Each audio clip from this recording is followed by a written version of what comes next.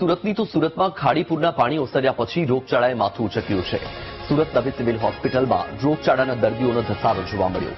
Malaria, dengue, તાવ, ઝાડા ઉલટીના કેસમાં વધારો નોંધાયો। આ વર્ષે મેલેરિયાના 28થી વધુ દર્દી નોંધાયા છે। ગત વર્ષે જૂનમાં મેલેરિયાના હતા 33 જેટલા કેસ। પરંતુ છેલ્લા 2-3 દિવસથી ઉત્તરોત્તર દર્દીઓની સંખ્યામાં વધારો થઈ રહ્યો છે, જે આપ પણ બહાર જોઈ શકો છો। અને એ દર્દીઓમાં મોટે ભાગે જે પાણીજન્ય રોગો જેવા કે ઝાડા ઉલટી છે કે બીજા તાવના છે, આવા રોગોના દર્દીઓ ધીમે ધીમે અમારી પાસે આવી રહ્યા છે। છેલ્લા 2 દિવસથી નોંધપાત્ર રીતે અમારી ઓપીડીમાં તમે દર્દીઓનો ઘસારો જોઈ રહ્યા છો।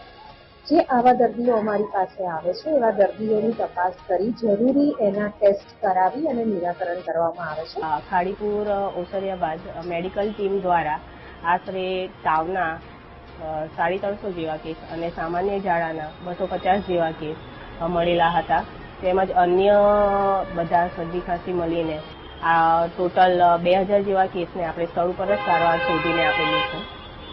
જૂન મહિનાની આંકડાની વાત કરીએ ટોટલ તો કેટલી છે? જૂન મહિનાની અંદર 2024ની અંદર મેલેરિયાના 33 કેસ હતા અને